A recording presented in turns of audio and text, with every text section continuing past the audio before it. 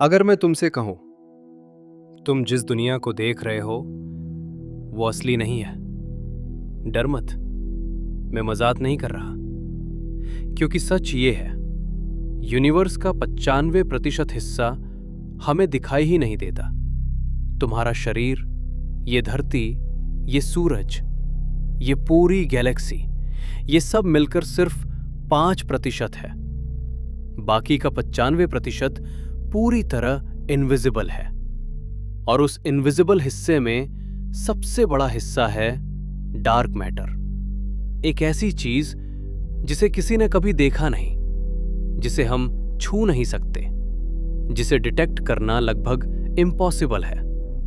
लेकिन फिर भी उसी की वजह से गैलेक्सी टूटती नहीं, उसी की वजह से स्टार्स अपनी जगह पर टिके हैं, और शायद उसी की वजह से हम एग्जिस्ट करते हैं। तो सवाल ये है, आखिर ये डार्क मैटर है क्या? और उससे भी बड़ा सवाल, अगर ये सच में एग्जिस्ट करता है तो हम इसे देख क्यों नहीं सकते? आज हम इस यूनिवर्स के सबसे बड़े रहस्य की गहराई में उतरने वाले हैं। हम बचपन से क्या सीखते हैं? जो दिखता है वही सच है, लेकिन यूनिवर्स हमें कुछ और ही सिखाता है।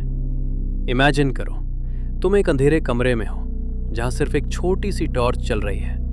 तुम्हें सिर्फ वही दिखेगा जहां लाइट पड़ेगी, बाकी सब अंधेरा। लेकिन क्या इसका मतलब है कि अंधेरे में कुछ है ही नहीं? नहीं, बस हमें दिख नहीं रहा। और ठीक यही सिचुएशन यूनिवर्स की है। जो हमें दिख रहा है वो सिर्फ लाइट वाला हिस्सा है, बाकी सब डार्क है।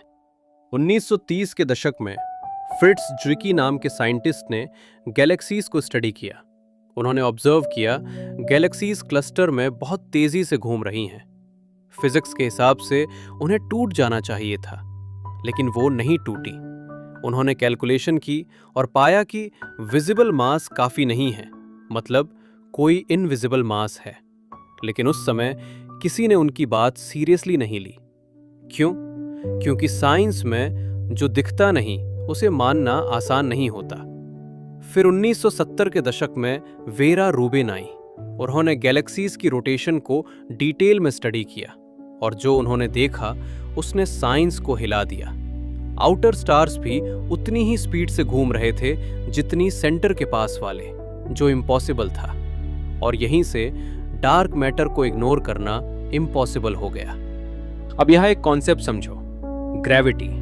वही फोर्स है जो सब कुछ कंट्रोल करती है। लेकिन ग्रेविटी सिर्फ विजिबल चीजों से नहीं आती, बल्कि मास से आती है, चाहे वो दिखे या ना दिखे। डार्क मैटर मास रखता है, लेकिन लाइट के साथ इंटरेक्ट नहीं करता, मतलब ये इनविजिबल है। इमेजिन करो, एक इनविजिबल जाल है जिस पर गैलेक्सीज टिकी हुई हैं। वो जाल है डार्क मैटर। साइंटिस्ट ने सिमुलेशंस में देखा, डार्क मैटर पूरे यूनिवर्स में एक वेब जैसा फैला हुआ है। इसे कहते हैं कॉस्मिक वेब। गैलेक्सीज इस वेब के नोड्स पर बनती हैं, मतलब डार्क मैटर पहले आया, गैलेक्सीज बाद में बनी। अगर डार्क मैटर नहीं होता तो मैटर कभी इकट्ठा ही नहीं होता, और स्टार्स, प्लैनेट्स, कुछ भी एग्जिस्ट नहीं करता। अब सबसे बड़ा सवाल, ये बना किससे है?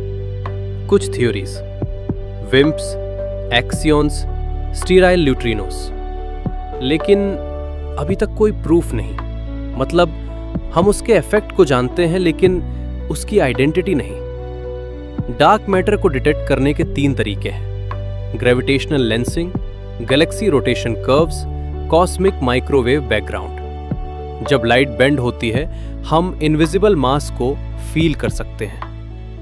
कुछ साइंटिस्ट कहते हैं शायद डार्क मैटर है ही नहीं, बल्कि हमारी ग्रेविटी की अंडरस्टैंडिंग गलत है। इसे कहते हैं मॉन्ड, मॉडिफाइड न्यूटोनियन डायनामिक्स। लेकिन प्रॉब्लम यह है, ये हर ऑब्जर्वेशन एक्सप्लेन नहीं कर पाता।